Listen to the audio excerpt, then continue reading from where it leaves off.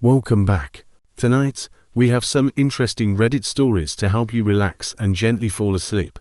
So settle into your bed, close your eyes, and let these quiet stories keep you company through the night. My husband, a beloved high school teacher, might be secretly cheating with a former student. Seeking advice on next steps and legal action. Original post, July 8, 2024. I am freaking out right now. My partner is a high school math teacher. He has been teaching for a decade now and has generally been praised by students, parents, other teachers, and the administration for how he does his job. We have been together for 7 years and got married in 2023. I have never worried about him being interested in his students. We have even discussed teacher-student relationships, and he has always expressed disgust, saying it is an abuse of power, even if the student is an adult. He has never been called out for being inappropriate, that I know of, never engaged with students over the weekend or summer, unless it is school-related, and even then, all contact is through school email or with parents. He generally refers to his students as his kids, and actively keeps a distance from developing too close of a relationship because he is young, attractive, and other male teachers recommended he do so. Here's what happened. Around March, we were at the movie theater one evening and I noticed a group of girls staring and pointing. I notified my partner, assuming they were his students, and he told me I was right. We did not go over to say hi. We have seen his students before out and about, and he says hi on a case-by-case basis but typically does not initiate, and they did not come to us.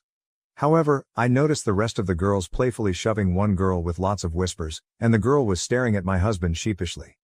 I immediately thought she probably had a crush and honestly thought nothing of it until last weekend.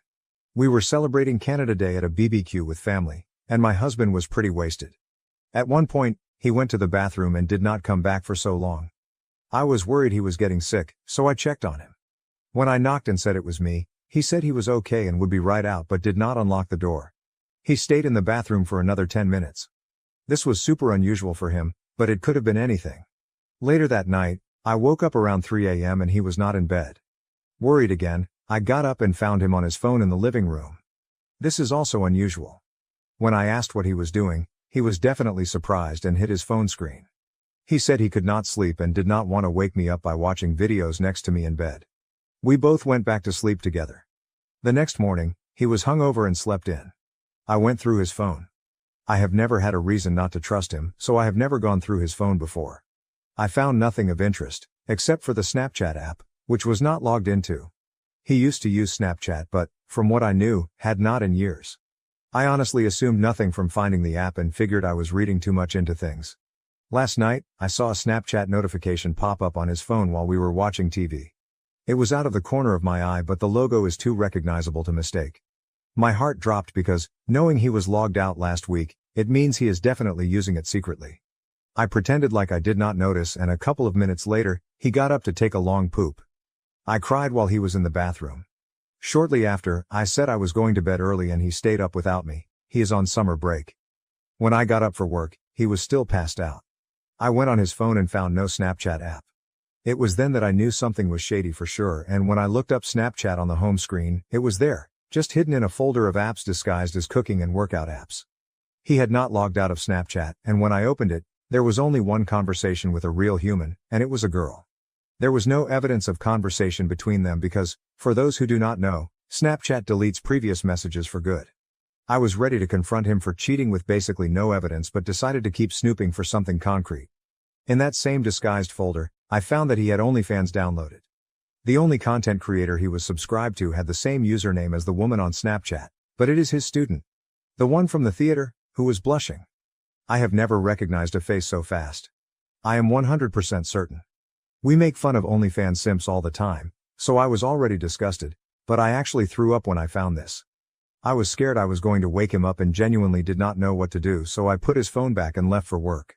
At work, I did some sleuthing and was able to find the girl's Instagram and Twitter accounts. She is 18 and from grad photos I can tell with certainty that she attended my husband's school. The same OnlyFans link was in her Twitter bio. He has texted me normally throughout the day, and I have not responded to any but to tell him I have to go to my parents tonight, but in reality, I am still at work because I do not know what to do. The reality is that this is messed up, but she has graduated. Is this now just the same as any old affair? I don't even know if she was in any of his classes. I do not know what to think. I do not know what to do next. Lawyer. Should I ask my husband and see what he says? Should I ask her? Edit to add, does anybody know how to tell when an app was first downloaded? Too long, didn't read. My teacher husband is Snapchatting and subscribed to the OnlyFans of a student from his school who is 18. Help. Update, this blew up and there's too many comments to reply to. Update July 9th, 2024, next day. My post blew up and there were many comments asking for updates, so I want to provide one. I read every single comment, but there were too many to reply to individually. To clarify a few things, no, I did not take pictures or screenshots of the Snapchats or OnlyFans. I was so upset that I did not even think about it until afterward, and I thought there would be another chance to get them. I realize I made a mistake. Regarding some of my early comments, my brain was still reeling. I am 100% leaving my husband, to make it clear. It took me some time to come to terms with what was actually happening and the fact that I was in denial, but Reddit helped me get there, so thank you. The comments were about 50-50 split between advising me to talk to a lawyer or to my husband first. The reality is that I did not think I had anywhere else to go at the time, and I was so emotional last night and felt like I needed to know.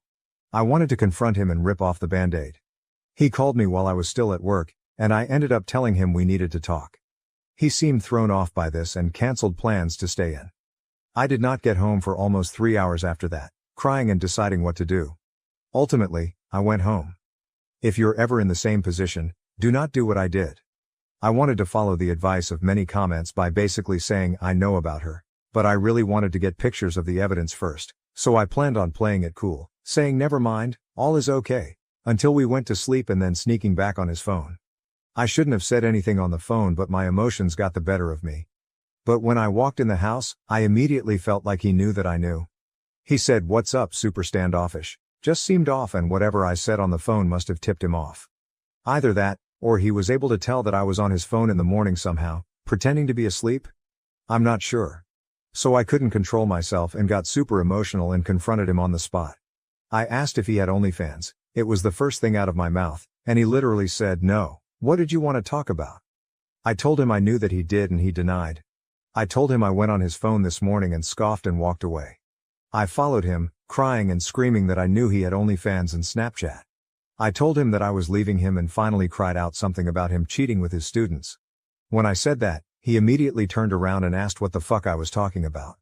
I told him that I knew about the girl, who is 18 years old, and his face genuinely turned into someone I didn't recognize. He immediately began yelling in my face that I didn't know what I was talking about, how dare I accuse him of sleeping with his students, and that I was crazy and trying to ruin his life. I was screaming back at him. I told him to open his phone and prove it, and he laughed in my face about how stupid somebody would be to do what I'm accusing him of, and basically threw his phone at my face and said, "Knock yourself out." As people can probably guess, there was nothing. He definitely knew before I got home. He was logged out of Snapchat, and when I asked him to log in and stop lying, he logged into a different account and asked me if I would drop it now. The first account had just the 18-year-old girl and a few AI accounts. This one had all his old college group chats and other people, including me. He gaslit me and swore he didn't have another account. He even suggested that I had dreamt all of this. At one point he finally admitted that he subscribed to an OF for a streamer during one of our intimacy lulls but never a student, and he swore he lied because he loved me and doesn't engage in that kind of behavior anymore. It was just hours of lies and gaslighting. He said that he knew which student I was talking about, but that he's never spoken to her or taught her. He didn't recall the movie theater incident and accused me of imagining it too. He denied receiving Snapchat at all a few nights ago when I first saw it. He denied acting shady the days before. He denied everything. I was absolutely disgusted by him the whole night. As the conversation went on, he started to talk about how he's going to get us marriage counseling, that my trust issues can be worked on, and he would leave teaching if it's what it took for me to stay, but never admitted to anything with a student. Admittedly, I was starting to get a bit of a gaslight fog about the situation, believing some of what he was saying, but when he volunteered to leave teaching, I knew it was worse than I knew. Because teaching is his everything, he gave up an amazing opportunity which would have made him 3-4x the money and way more recognition to teach, and has never complained about his job a day in his life. We both know he loves his job more than he loves me. If this was truly all a misunderstanding, or if it was a one-off with a graduated non-student, I just think he would do more to protect his job and his career. He wouldn't just leave over crazy behavior from me. That immediately told me everything I needed to know, that he was panicking on the inside about me leaving and me telling people. Maybe because more happened with 18F than what I know, maybe because he's done this before, I'm not sure. But he fucked up bad. It's so late, I was so exhausted, and I feigned agreement in working through it and told him I could move past it, but I was obviously lying. I need time to get shit in order. He is sleeping in the guest room tonight. I told him I would need a lot of space and he said he was okay with that. He left his phone in our bedroom for the night as a peace offering. I hate his fucking guts. I have so many things on my mind right now. What the fuck to do? How to get a lawyer? If I should tell my family. If I should tell the school, the fact that I have no proof but I know what I saw. The fact that I'll be 33 and divorced. Above all, the fact that my husband may have slept with this girl, that's my gut telling me, because he kept repeating that he would never sleep with his students over and over, when I was using words like cheat with, look at porn of, or sext with. So that's the update. I was gaslit and lied to. I got no sleep last night but still went to work this morning to get away from him. He hasn't texted me or called all day. I want nothing more than to go to the school with this info. My heartbreak is gone and I'm just angry and disgusted and want to right his wrongs, but I need him to admit to it so I can know how bad it is, and I don't think he will. I was thinking of telling him that I reached out to the girl. I'm not going to, and see if that freaks him out enough to come clean, but what if she doesn't know? Maybe he's using a fake account. Or just saying I have proof, even though I don't. Anybody have any good ideas? In the meantime, I am looking for divorce lawyer ASAP. Too long, didn't read. I found proof of my husband Snapchatting and subscribing to a student's OnlyFans, but now all the evidence is gone and he has gaslit me. I have no idea where to go from here besides starting the divorce process. Relevant comments. First, get an attorney. Follow the advice of said attorney.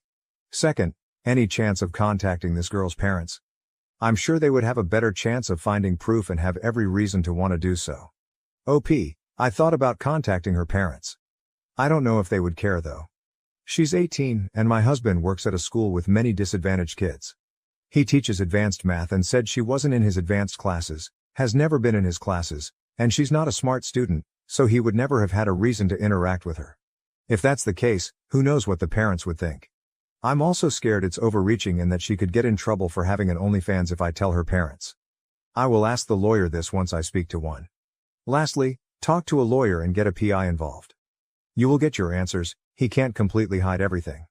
OP, I am leaning towards the PI. I understand everybody saying to divorce him and I don't need evidence, I am 100% planning to do so. I don't know how long this whole process will be, but that will happen. I will probably have to live with him in the meantime, as we both spend the majority of our income on our house. But I do not plan on being intimate with him ever again. The thing is, he is beloved in the community. I genuinely think people would believe him over me. Maybe I'm wrong, but his family would never believe me, I know. Even my own family will be shocked. I want to hurt him like he's hurt me and maybe even hurt other people, so I want proof. I think I'll look into some pleas. Are there PIs who can investigate somebody online though? Or just in real life? My fiancé is taking my last name. His parents are threatening not to come to our wedding.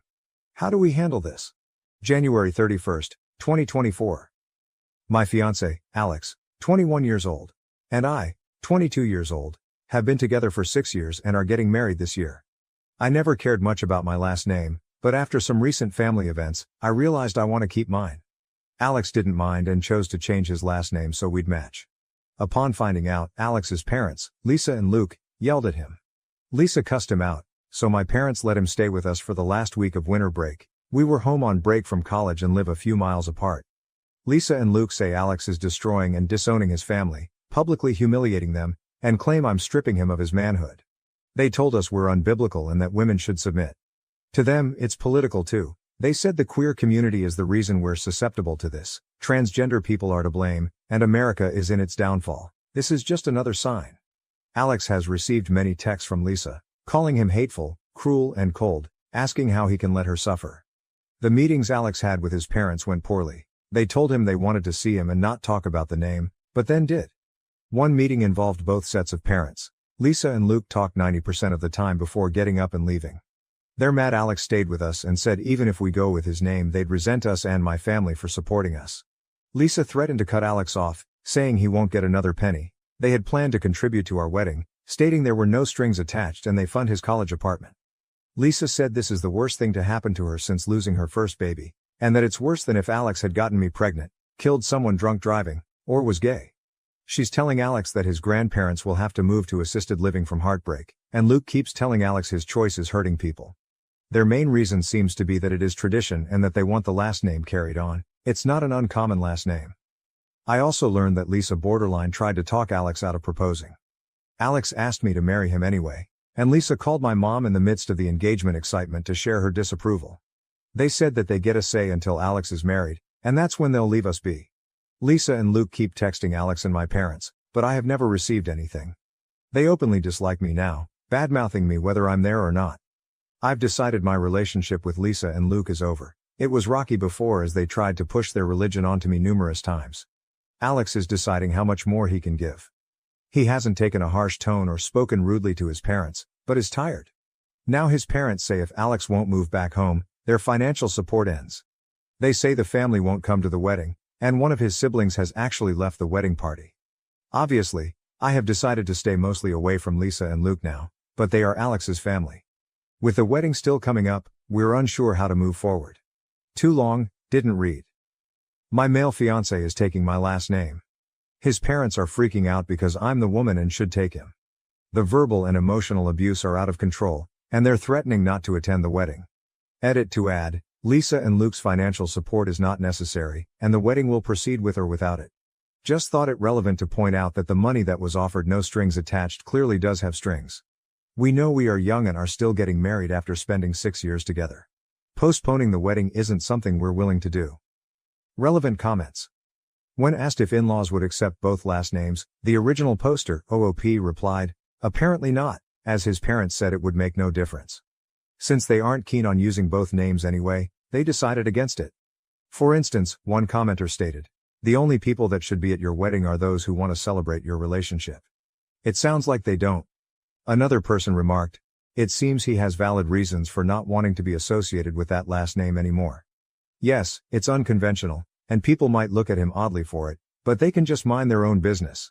If you're happy and he's happy, that's all that matters. Furthermore, someone suggested, stop discussing it until after the wedding. For the rest of your life, stop sharing details about your lives with these people. Have your fiancé agree to gray rocking them moving forward, or there will be arguments about baby names and other issues in the future. The first time anyone knew my baby's name was in our birth announcement. Additionally, another commenter advised, simply say, we will miss you. Any other response will only encourage them to meddle more in the future. Moreover, a user pointed out, your future in-laws are acting like overgrown toddlers. For both your sakes, I hope they go no contact with both of you forever because the loss of their financial support is a small price to pay for freedom from their controlling behavior. However, if they refuse to leave you alone, your fiancé will need to develop strong boundaries. You two should consider premarital counseling before planning much more of the wedding, as it's crucial to ensure you're prepared to handle your future together. OP responded, the price is most certainly worth the freedom. We're looking into premarital counseling, thank you. Update July 7, 2024, 5 months later. Alex and I got married last month, and everything was absolutely beautiful. Since my original post. After more months of emotional and verbal abuse, Alex made the difficult decision that his parents were no longer welcome at our wedding. He explained that he couldn't trust them to respect his boundaries, respect us at all, or respect what the event was about. As expected, they freaked out, asking if he was trapped and needed help. Saying everything had become about me, EOP, and telling him he'd been isolated from everyone he loves. We're not sure what story they told Alex's extended family. Alex reached out to everyone to explain what had been going on, but every response he received was more disgust toward his name choice, refusal of wedding invitations, and saying he needed to apologize, grovel and fix the family. Most of Lisa's family were the ones talking the most about how dishonorable he was being and how he was breaking apart the family.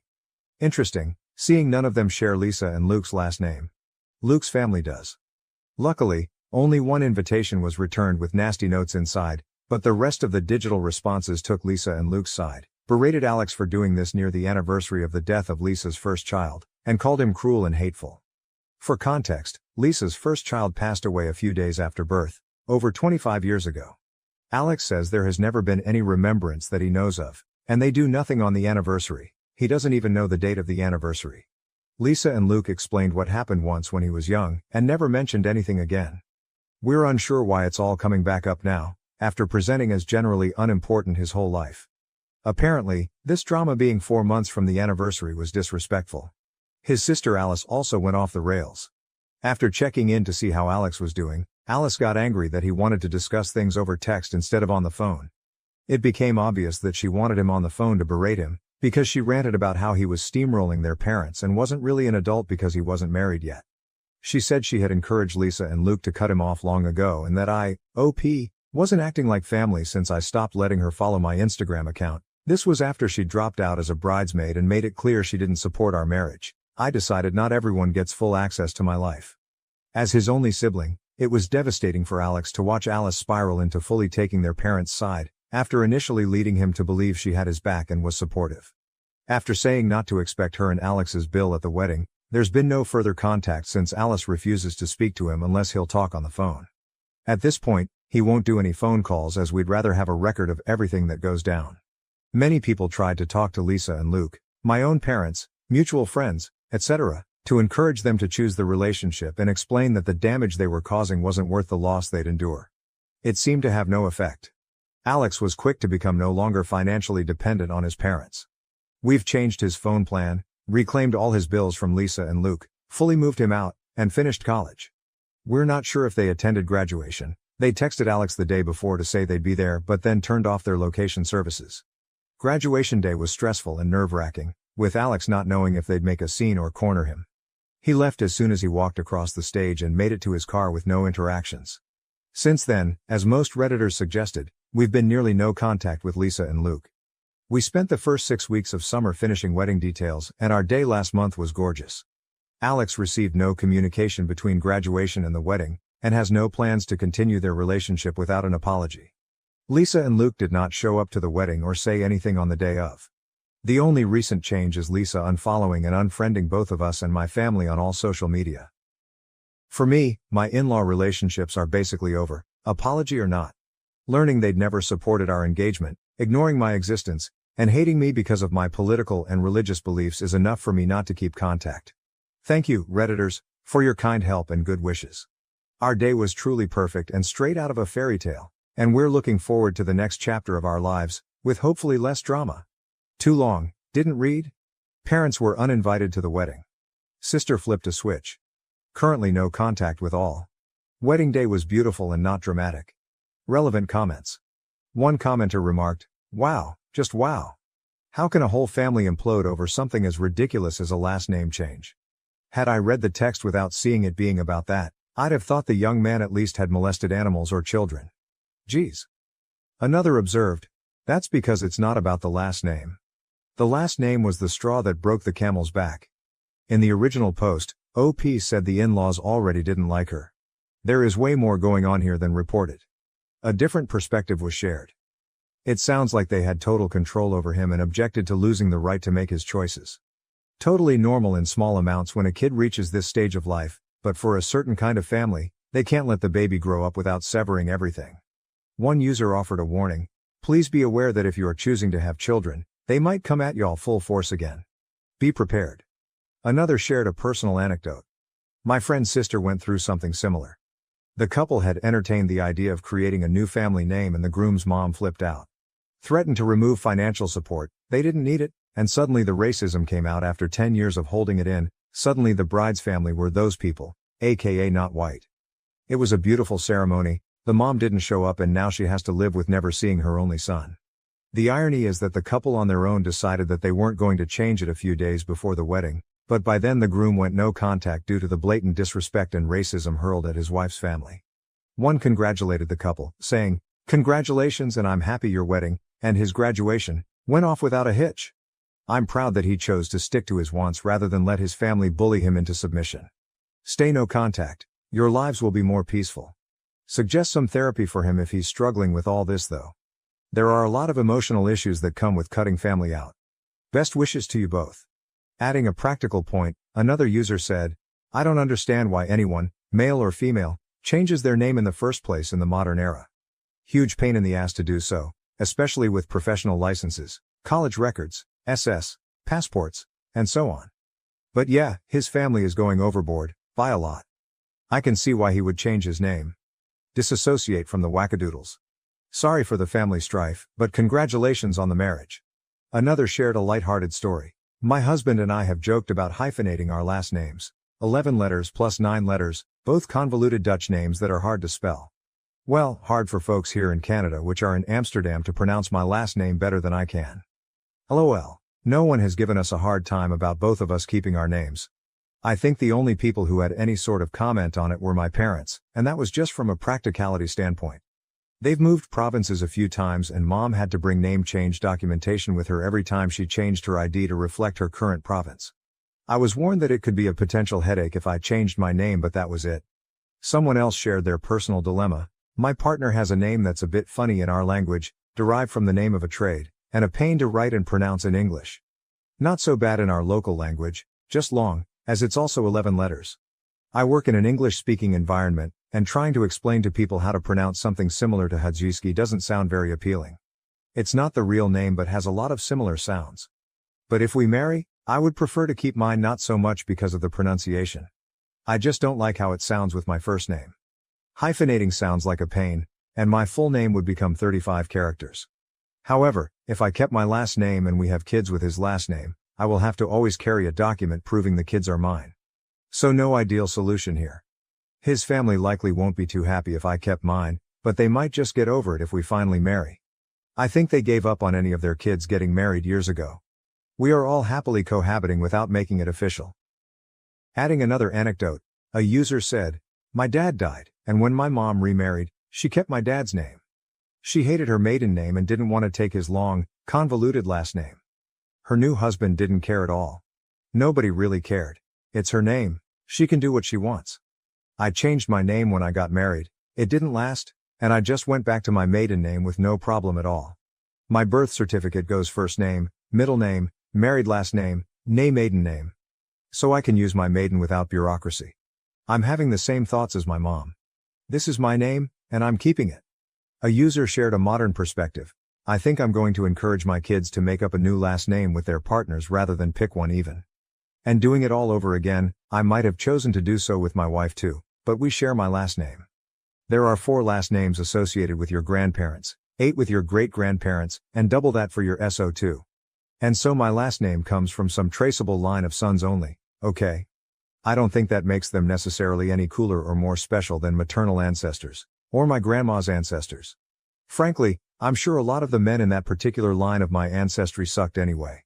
I don't feel like there's a really strong genealogical attachment to any singular family name unless someone becomes famous enough to make it a brand. So I think people should just pick and build their own family name or choose one from the most recent approximately 16 that they feel the most proud of, attached to." Lastly, someone shared their personal experience with familial control. "It's very little to do with the name itself and everything to do with ownership. My husband and I double-barreled our last names to take each other's, so it was totally fair. And his parents still freaked the fuck out. It was nothing about the name or the fairness of the thing and everything to do with the fact it symbolized him growing as an autonomous adult, and they couldn't handle it. Which might be understandable, even if not acceptable if he was a young adult barely out of the house, but he was in his 30s with a career, property, and a PhD. But that didn't matter to them. In their eyes, children remain property and are mere accessories rather than people." Am I the asshole for not allowing my daughter to visit my cousin's house because of her autistic son's behavior? My cousin and I both have 2 children who are the same age. We have 12-year-old boys and 11-year-old girls. Her 12-year-old son, Damien, is autistic and has a lot of issues that we believe are unrelated to autism, but we are no experts on the subject. My 12-year-old son, Christopher, loves hanging out with Damien because he enjoys knowing that he brings some sort of joy to Damien's otherwise rough life. Damien has been kicked out of every school he has attended, so he has no friends. Our daughters are the best of friends as well. They are basically inseparable. Well, about 2 weeks ago my cousin asked if she could take my kids for the week. COVID outbreak at school, so school was called off anyways. I said that was fine after asking the kids if they wanted to go. Everything was perfectly fine for the entire week, I thought. I checked on the kids often. They seemed happy and to be having fun. However, that all changed when I picked my kids up. That's when they told me all the weird shit Damien was doing. Such as my daughter would wake up to Damien stroking her hair or arms while she slept, and when she caught him, he pretended to be asleep. He went into his sister's room at some point during the night against his parents' rules. I guess he also told my daughter several times that he likes her, and when my daughter told my cousin about it, She basically said it's okay to have crushes, but where you're related, you simply can't act on it. I guess he also kept trying to take pictures of her. I'm unsure whether or not she corrected her son's behavior by touching my daughter in her sleep. However, I do know that not once did she tell me anything that happened. My kids did, while she kept it hush-hush. After finding all of this out, I called my cousin and said that my kids would no longer be allowed there because my daughter now felt uncomfortable around Damien.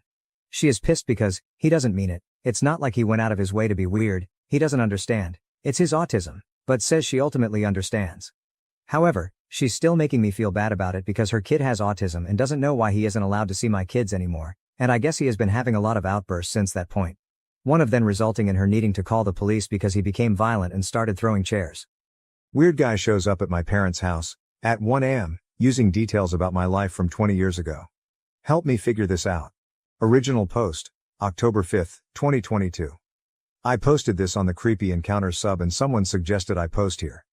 This happened 3 nights ago and I'm going crazy trying to figure it out. I just moved into a new apartment 1 month ago and I'm still unpacking and settling in. I have been using my parents' address as my mailing address, who live a few towns over, 20 minutes away, all of my life. 3 nights ago my parents called me at 2 a.m., freaked out and told me this story. Apparently, at 1 a.m. someone started banging on their front door and repeatedly ringing their doorbell. My stepdad walked downstairs and opened the door, leaving the front glass door closed and locked. There was a man standing outside, who looked to be in his 30s, with a black hoodie on with the hood pulled up around his face. He did not have any distinguishing facial features, facial hair, or tattoos. The only thing my stepdad said was that he looked to be Hispanic. Neither my stepdad nor my mother, who was watching the whole thing out a window, recognized the man. The man said, "I am so sorry to bother you, but I am looking for my full name." My stepdad played dumb and said, "Who?" The man proceeded to state my full name again and said that my boyfriend was worried because I did not come home that night. He claimed to be a friend of my boyfriend and told my stepdad that they were both out looking for me, worried because I did not show up at home. I do not have a boyfriend. I live by myself with my 3 dogs and have not been in a relationship in the past 5 to 6 months. Here is the weird part. My stepdad asked the guy what boyfriend he was talking about and the man told him the name of the boyfriend I had when I was in 10th grade, nearly 20 years ago. My boyfriend in 10th grade has a very, very unique Italian name. I have never met anyone with a full name even close to his. He said my high school boyfriend's name a few more times to ensure my stepdad heard him and repeated that they were very worried about me, and asked if my stepdad was sure I was not inside. At this point, my stepdad was weirded out and closed and locked the door in his face. The man did not leave. He lingered in front of my parents' house for the next 10 minutes, smoking cigarettes and talking on the phone. Finally, my parents called the cops. About 5 minutes before the cops arrived, the man walked down to the dead end on their block and drove away in a silver car. My stepdad was unable to get the license plate. My parents filed a police report and nothing else happened. After I heard this story, I am going nuts over the weird details. How would someone know who I dated nearly 20 years ago and what would the motive be for making up a story that included that weird detail about my past? I have not had contact with a 10th grade boyfriend in over a decade. Yesterday, I decided to message him on Facebook to see if he has any insight. I told him the whole story. He was just as confused as I am and claimed to have no part in it. I am at a loss. I am also really freaked out that some strange man is going through that much trouble at 1 a.m. to look for me. Any insights or ideas would be greatly appreciated. No, nothing else weird has happened since then. Edit, Update 1. Wow, this really blew up. Thank you so much for all the kind words and precautions that I should take. I want to add something here that a few people commented on, that might shine some light on this mystery. First off, I am not in any legal trouble and have no reason to think someone would be suing me. I guess it is always in the realm of possibility that I am being sued by someone, but I really do not think that is it. Like I previously commented, I had an expired registration ticket that I did not show up to court for, but I believe I got a letter in the mail just asking me to pay a really large fee, so I do not think that is related. I did take a personal loan out.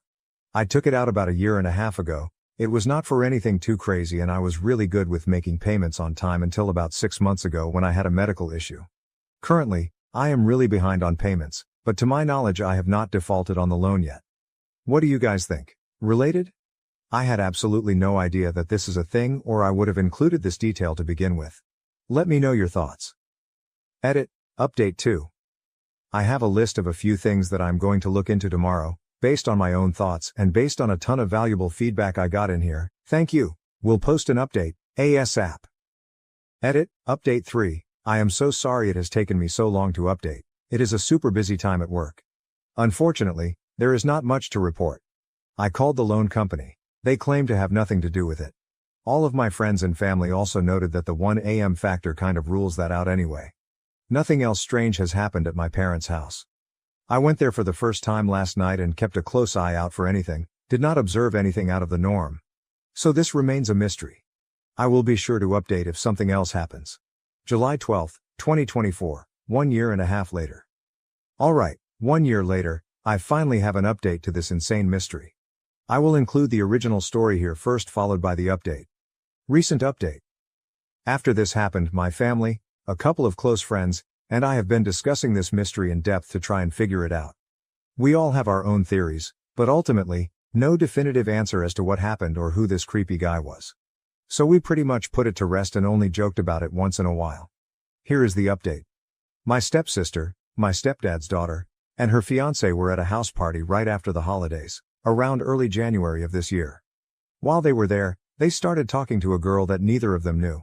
After some time talking together, the girl started talking about her ex-boyfriend and how they were going through a really tough time together. They had just recently broken up and she felt really bad because he was a wreck over it.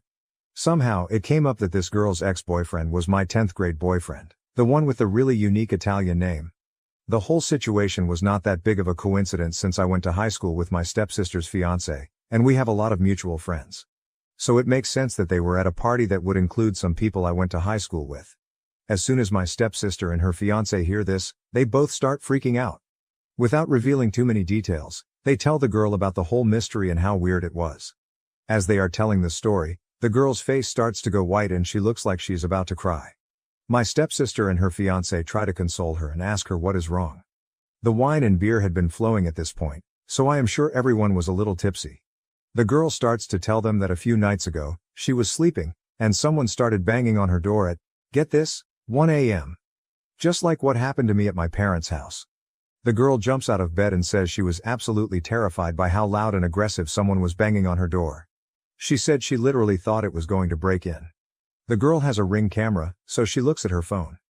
There on the camera is a guy, in a black hoodie, banging on her door. She obviously pretends like she is not home and keeps all of the lights off. He continues banging.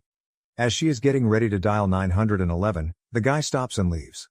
She said she was absolutely terrified. For whatever reason, she did not end up calling the cops, but she may have gone to stay with a friend that night or the night after. My stepsister and her fiancé are shocked by the details and how similar it is to my story, especially because of the mutual ex-boyfriend we share, except this girl literally just broke things off with him. They asked the girl if she has any idea who the guy is, and she said no, but that it definitely is not the actual ex-boyfriend. She said this guy was much taller and heavier than our shared mutual ex. How weird. This mystery is still unsolved, and these new details honestly just make my head spin even more. No one else has shown up at my parents' door since the actual incident a year ago. Hi all, here are some answers to some questions. First, my 10th grade boyfriend was into drugs when I dated him back in his hawk school. I have no idea if he continued to use drugs throughout his life or not, but I can confirm that he is definitely an addict who may or may not be in recovery currently. Second, my 10th grade boyfriend has been to my parents' house multiple times. My parents still live in the same house I grew up in, and my 10th grade boyfriend has been over many times while we dated in high school. I don't know where he currently lives, but he grew up about 10 minutes away from my parents' house. Third, my 10th grade boyfriend and I had a horrific breakup. I met my high school sweetheart while I was dating him and broke up with him in a pretty messed up way. He held a grudge over it all throughout high school and was extremely nasty to me, to the point of bullying. At one point, I had to get a security guard to escort me to classes because he and his friends were bullying me so badly. The bullying was only severe for the rest of 10th grade, but he definitely hated me all through high school. Eventually, he did end up apologizing to me and explained that he was just heartbroken over me breaking up with him, but by that point, I was way past the point of forgiving him. After graduating high school, we ran into each other maybe once or twice while I was home from college, and he was totally cordial and nice with me. We laughed about the high school experiences. Additionally, I can definitely try reaching out to him on Facebook again and bringing up this whole mystery with the added updates from his recent ex-girlfriend to see what his reaction is and gauge whether or not he's being truthful. I can also ask some mutual high school friends who know him about how he currently is and if he's into any shady activities. Moreover, my stepsister only gave me the first name and a description of his recent ex-girlfriend from the party. However, I can go on my 10th grade boyfriend's Facebook and look for her under his friends, then reach out to her on Facebook Messenger to inquire about the ring footage and ask her more questions. I can also see if she ever reached out to the police. I agree that this is probably the best thing to do if I want more answers, but I need to be careful since I still don't know what is going on here. Finally, my 10th grade boyfriend does not have a brother, just one younger sister that I remember from high school. Relevant comments from OP Comment 1. I just posted some answers in the comments about the nature of my breakup with my high school boyfriend and how horrific it was and how he basically harassed me for the rest of the 10th grade. Your last theory, and what a lot of other people are commenting on, is starting to make the most sense to me. It could be that my 10th grade boyfriend has a tendency to get insanely hung up on girls and is sending a close friend or relative to do these 1 a.m. drop-bys. And this would especially make sense if he is still using drugs like he did in high school. This theory being correct would mean he lied to me when I reached out to him on Facebook a year ago, which of course he would. If this is the case, it seems like he moved on to his current ex. I just hope he doesn't swing back around to me. Comment 2. I decided I'm going to try and find out the girl's full name so I can look her up on social media. I may even be able to find her with just the first name that I already know from my steps. I can go onto my 10th grade boyfriend's Facebook and look in his friend list for a girl with the same first name who looks like she could have been his ex-girlfriend. He may even have pictures with her tagged, so it shouldn't be that hard, unless he wiped his social media clean of her after they broke up. When I'm able to find her, I'm going to reach out to her and try and get some answers. I think this is the safest route since I still don't know my 10th grade boyfriend's role in this, and I did already ask him once and he claimed to have no part in it or know anything, which may or may not have been a lie. Based on how scared my stepsis said this girl was, I'm betting she'll be willing to talk to me about it since we share the experience. I will make an update post when I have more info. Thanks everyone. Comment 3. I don't know, I would recommend against reaching out to him. Based on everything you've shared, I would be shocked if this wasn't him putting someone he knows up to this. There are other clues, but we already know he can hold a grudge and will put his friends up to bullying someone on his account. It was one incident around a year ago and nothing since, so it might be best if you just stay off his radar. Whoever is behind it, and I do think that it's him, is unhinged. I doubt he would admit to it anyway. It's your situation and your life, so you know best. Just stay safe. Comment 4. Dude, it's him. He's instigating this. Why? Probably because he's mentally unstable. I would absolutely not have any contact with him going forward.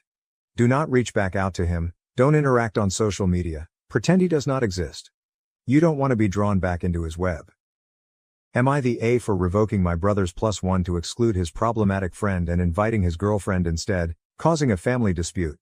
Original post, June 11, 2024. I kind of know I'm the asshole, but I need to know how bad it was.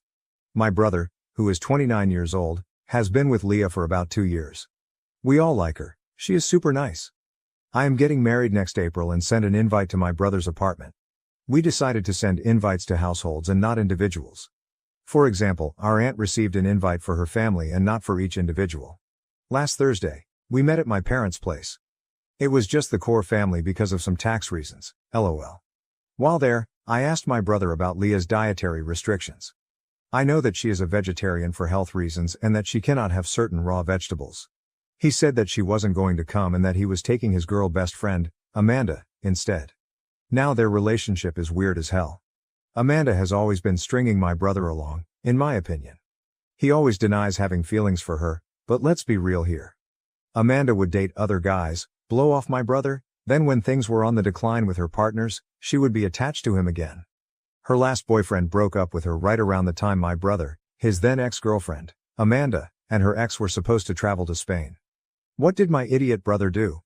Go with Amanda alone because Amanda was uncomfortable with his ex-girlfriend. Obviously he acted blindsided when his girlfriend broke up with him. I didn't even say anything anymore because it's all so weird. So when he said that, I asked if Leah already had other plans. But my brother said that Amanda had asked if she could come because it would be an opportunity to finally see the old gang. We were in the same friend group in high school. I told him that I would have invited Amanda if I wanted her there. Amanda is mean and cold. She always makes disparaging comments about other girls. At every event around 1 hour in, She will make some sort of scene that either has her running away crying or sitting mad at a table telling everyone to leave her alone, and then making a cryptic comment about something hurting her. I told my brother I was revoking his +1 and Amanda was not coming to our wedding. He accused me of being misogynistic and bigoted because I don't understand opposite-sex friendships. Which is BS. My husband has a female childhood friend who is his best woman. I love her too and she has been amazing. And she respects fucking boundaries. She always includes me and made a huge effort when I started dating my fiancé to integrate me into the friend group. Anyway, I said my decision was final. He could take it or leave it, but I would be inviting Leah myself because I like her. He screamed at me and told me to keep out of his business. I said to get rid of his weird fucking feelings for Amanda. He is mad at me. My dad said it is none of our business. My mom is furious with my brother. So am I the A. Edit. To answer some questions, the invite was addressed to the Smiths. Funnily enough, Leah has the same last name as us. Granted, we have one of the most common last names. Yes, they live together. The tax thing is nothing huge. My parents have a small business but are really bad at keeping track of all their receipts. So every month we go and help them. We digitalize the receipts and put them in bookkeeping software for the accountant. Amanda is in the comments. Say hi, the alleged Amanda comments. Editor's note, the account replying is a well-established account on AITA and commented on many posts before commenting on OPs. It was not a new account nor a throwaway. Do not DM this person or harass them in any way as it goes against the rules of the sub. This is only included because it is relevant to what OP wrote and pointed out. First off, you the ass. If he has any sense, he simply will not come to your wedding. That's the correct way to handle assholes like you. OP, yeah, I wouldn't mind LOL. Second, well, if you don't mind your brother and dad not coming to your wedding, that's fine. But the way you handled it makes you the asshole. Not inviting your brother would have been fine. Giving him an invite, trying to dominate him and decide his relationships for him, and then uninviting his +1 because you want to decide who his partner is, that's overstepping. OP, my dad is not mad at me, dude LOL. He thinks it's unnecessary drama. He doesn't like Amanda either, so he's just keeping out. Amanda replied to several other commenters. Here are a few. Commenter, not the A your brother is though. He needs a huge reality check. This chick Amanda sounds super problematic and toxic, and since it is your wedding, you are absolutely within your rights to decide who gets to be there and who doesn't. Hope your brother will realize how manipulative Amanda is and cut her from his life before she manages to destroy even more for him. Amanda, all of that is none of OP's business. She gave him a +1, then revoked it. She is an AH for intruding into his relationship. This will break up her family. Let's see if her brother and dad will be the only ones not coming. Commenter. It's confusing then why he and Amanda aren't together. They seem to be into each other. Or does he really like Amanda, but she uses him as a placeholder and doesn't reciprocate his feelings? If that's the case, he needs to put distance there so he can move forward. Or you're right, he will be alone until Amanda gets married to someone else. Amanda. What do you expect? He has an asshole sister. Relevant comments. First, you can invite Leah yourself, but by the sounds of your brother's behavior, who knows if they will even still be together by then. Even if they are, I wouldn't count on her sticking around if he keeps prioritizing Amanda over her. OP, I like Leah, genuinely as a friend, and would like her there. I should have honestly just invited her officially too. I should have foreseen David would do this. Next, how does Leah feel about Amanda? OP. Well, she feels hyper insecure about Amanda. Finally, she should, because this behavior is a pretty obvious sign that should Amanda give him a chance, he will cheat on Leah in a second, and has probably done so with his exes. OP. Agree 100%. If Amanda wrote to him right now that she wants him, he would drive pantless to her place. On OP's brother. I gave up talking to him years ago. I always feel sorry for the amazing girls he brings home though. I still talk to his ex. She helped me with my career, LOL. He is going to end up alone. Commenter, but just to be safe, tell Leah she is invited even if she isn't with your brother anymore at the time of the wedding because, let's be real here, she can do a lot better and it's just a matter of time before she realizes that and dumps him. Let Leah have a +1 so she can enjoy herself. That would make her feel truly welcome. Your brother is a major asshole, and I don't blame you at all for not wanting his side piece at your wedding. I also wouldn't blame you if you didn't want him at your wedding. OP, she can do so much better. On paper, my brother is pretty great. Amazing job, financial stability, he volunteers at animal shelters, and cares about his appearance. And when he is not drooling for Amanda, he is generally really nice and loving. But bro, why aren't he and Amanda together? It's so weird, man. IDK, she is jealous when anyone spends time with him. I once told him to ask her to have a one-sided open relationship where she gets to do what she wants, and he waits at home for her because he already does that lol. Commenter, did he even tell Leah she was invited? There might be a possibility that he's lying and the girlfriend didn't even know about the wedding. OP, she did not in fact know. Commenter, how did she learn about it? From you or from him, for damage control? OP, I called Leah in front of him, asking her about it. She had no idea. OP is voted not the A. Update post, June 25, 2024, 2 weeks later. I listen to 2 hot takes every day on my commute, so it was a huge surprise when you responded to my post. Thanks for your insights. Regarding the invitation, I now realize I shouldn't have phrased it as inviting a single person. I thought inviting households would be cute and less pressure for guests. Lesson learned LOL. Here's an update I'd like to share with you. After the confrontation, I didn't hear from Leah or my brother for about 2 days. During that time, Amanda reached out to me upset about my Reddit post. She called me an asshole and insisted that Leah is not the only special woman in my brother's life. She argued neither Leah nor I have the right to be selfish with my brother's time, asserting she existed before Leah or any of his girlfriends and would outlast them all. She ended with a presumptuous statement that she would surely see me at my wedding. I was fuming. I chose not to engage with her other remarks but instead sent her a clear message. Hello Amanda, you are not invited to my wedding. If you want to see the old gang, please organize a coffee date when they're all in town. Should you appear at the wedding, you will be escorted out, peacefully by staff or with police involvement. Please refrain from contacting me or my husband. Amanda responded with more emails, mostly vague threats and name-calling, and turned to Instagram to indirectly target me. She tagged me in posts, making my username small so people wouldn't notice me tagged but would see it in my notifications. She also used an Ask Me Anything sticker on her Instagram story, where I'm pretty sure she asked herself leading questions. Highlights included questions like, what's the perfect outfit for a wedding? With a photo of herself in a dress captioned, this, but sadly I'll never get to use it, and what is your pet peeve? Followed by a rant about nosy people who think they have the right to control others. She flooded her story with sad quotes about no longer having a girl's girl. She tagged me in every single one. Of course, I screenshotted them all, LOL. Some friends reached out when Amanda started spreading a different story, claiming I originally invited her but later disinvited her because Leah hates her and pressured my brother to do the same. The cool part? Not one person believed her. Many of our old high school friends have cut ties with Amanda, and the few guys who still talk to her are more linked to my brother. They reached out to let me know Amanda was spreading rumors. The girls in the group blocked her after she vented to them, which led Amanda to start bombarding their phones. My brother panicked, thinking I'd started a campaign against her. Speaking of my brother, he called and texted me multiple times, furious that I excluded Amanda and even blamed me for any harm she might come to. He went as far as calling our mother, saying Amanda was depressed and threatening never to forgive me if something happened to her. My mom advised him to call for a welfare check if he was genuinely concerned because he, as an individual with no training, wouldn't be equipped to handle such situations. The biggest development is that my brother got kicked out of his shared apartment. Leah called me to say their relationship might not continue and that she might not feel comfortable coming to the wedding. I understood her decision and offered an open ear. We met for coffee and she recounted their ugly fight. Without going into all the details, Leah didn't hold back. She made my brother read every single text out loud between him and Amanda and sent a copy to one of her male friends, who replied, Leah, what the F, this is not okay.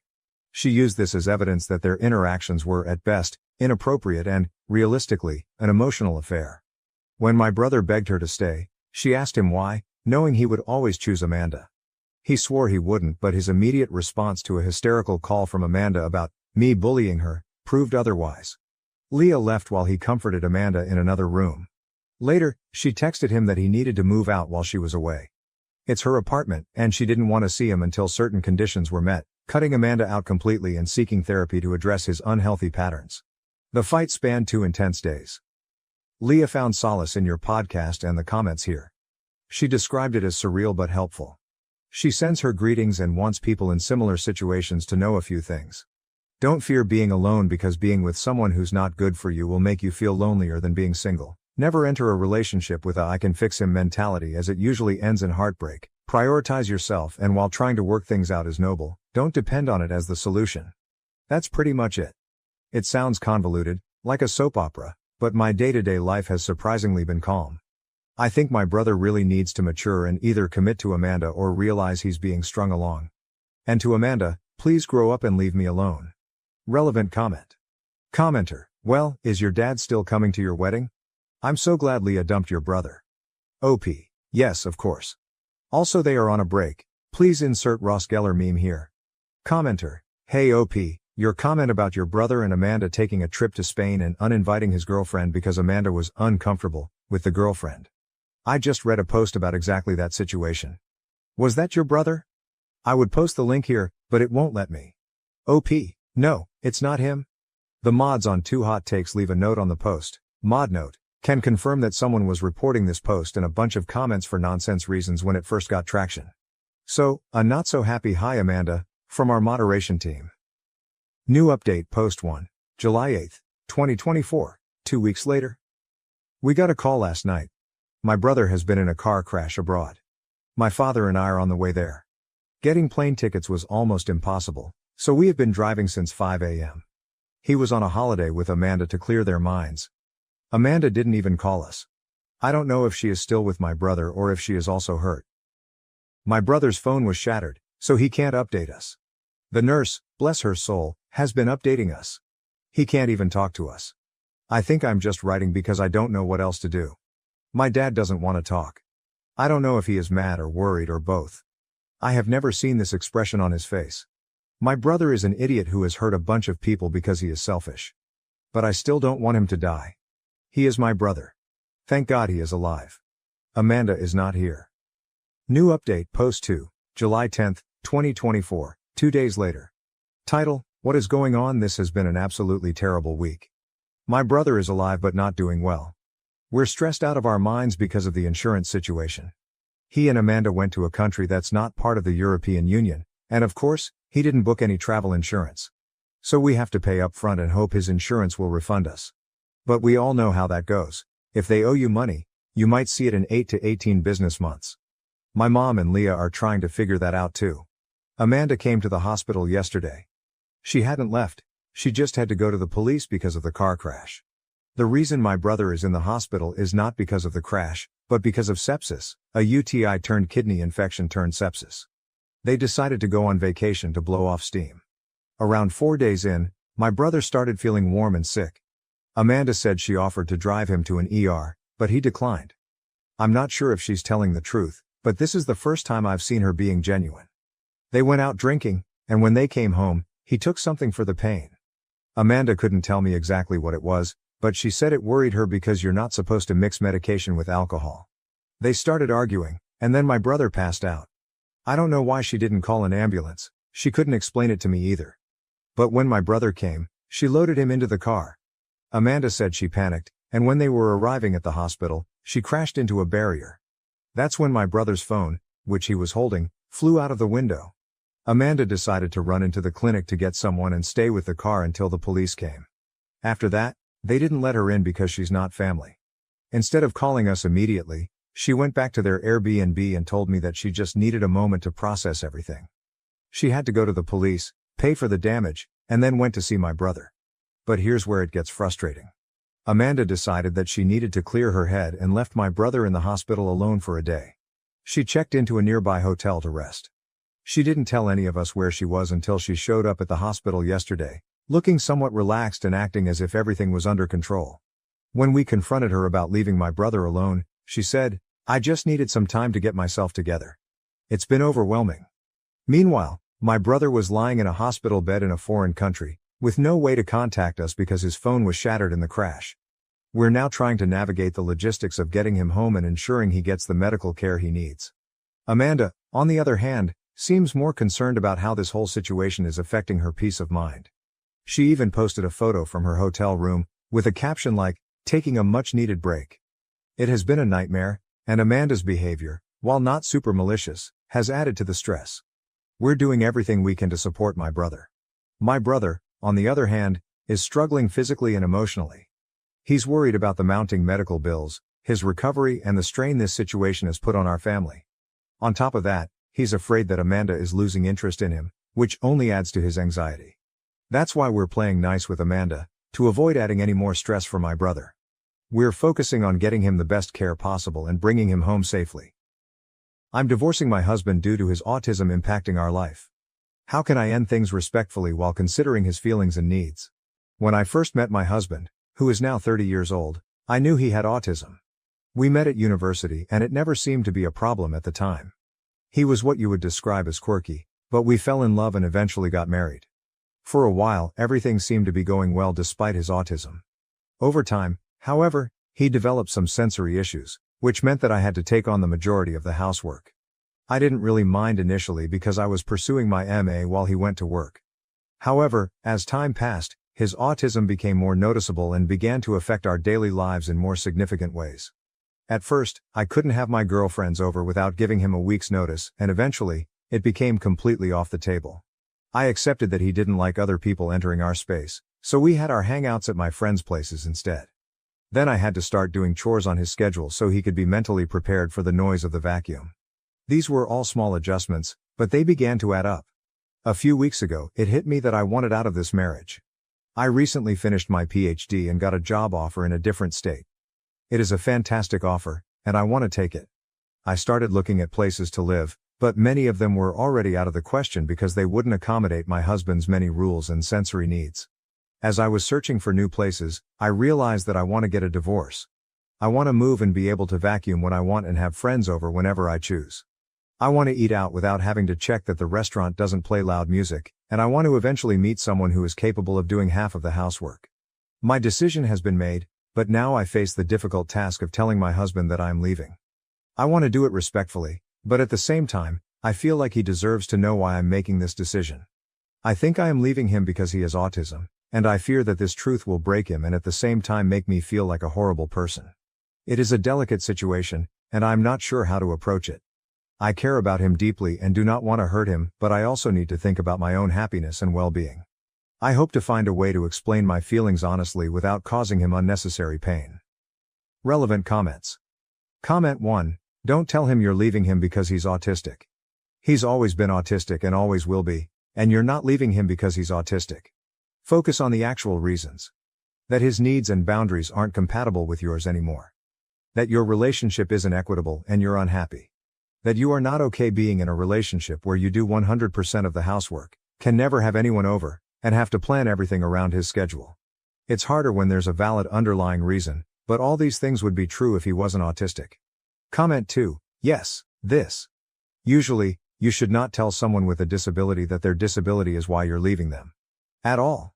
If their disability is what makes them incompatible with you, then you should tell them they're incompatible, but don't say that the incompatibility is due to the disability. Comment 3. He will know whether you tell him or not.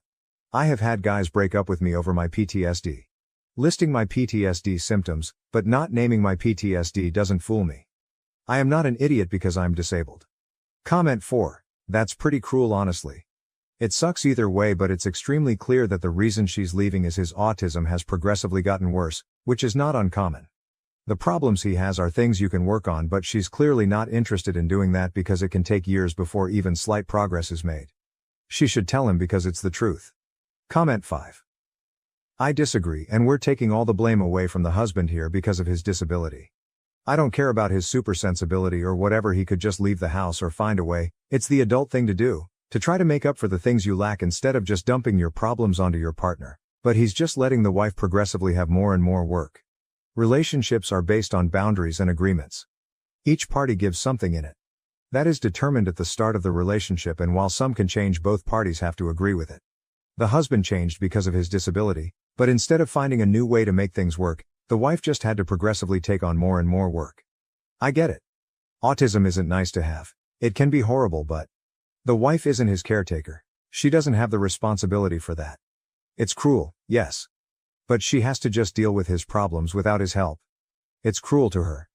Comment 6. Yes, she is 100% leaving him because of his autism. If he was not autistic, she would stick around. He's not just an asshole, he has a disability she can no longer deal with. Downvote me all you want, but she should definitely be honest with him, especially since he has autism. He likely won't understand otherwise. Comment 7. Nope, She's leaving him because he doesn't help her and she feels isolated from the rest of the world. The only reason this behavior is in any way excusable is because he has a neurodivergent. If anything, one could argue she only stayed with him because he has autism, because without that explanation for the behavior, we'd all be calling him a man-child and probably worse things. He is not a man-child. He's neurodivergent, but he still isn't behaving like a partner. Comment 8. She's not leaving him because he has autism. She's leaving him because she can no longer live with some of the specific things caused by his autism. There's a huge difference. People with autism have their own individual struggles and concerns, and the levels of intensity vary vastly as well. If he were struggling with things that weren't causing such a disruption in her day-to-day life, she may not leave him. That's an important distinction. Comment 9. You're not leaving him because he's autistic. You're leaving him because he is unwilling to compromise. Take it from a married autistic man, marriage is still just as much a give and take as it is for neurotypicals. That being said, he may not realize the impact he is having on you. If he isn't, then it may be a good idea to, either through a series of conversations or therapy, express what you're feeling in a direct manner with specific examples, assuming you haven't done this already. Comment 10. You could tell him that you wanted a partner that equally helps with the house, but it's slowly become your sole responsibility. Marriages are about compromises, but it seems that you've been the one who has to do all the compromises to keep him happy, which has led to your resentment of him. Instead of him managing and taking responsibility for his new sensory issues, he's dealt with it by avoiding it. You're not divorcing him because of his autism, but because of always putting his needs first. You've come to realize that the two of you aren't compatible anymore and can't both have your needs met while keeping the other happy. Highlight comment. Can I also say that these are manageable things? I have ASD and extremely painful sensory processing, like your husband. But I still find ways of managing my house and life. For example, I don't like the vacuum, but I'll use a broom or set my little robot vacuum to do things when I'm not around. The same goes for the washing machine and dryer. I just set them for a time when I'm not around. I also have ear defenders, like concert plugs and noise-canceling headphones, that help me get through chaotic environments. I'll tend to pack away and do the dishes myself because I know I won't clang them, which would normally set off a migraine. I use gloves for nasty textures and have a predictable routine that helps with flexibility around unpredictable things.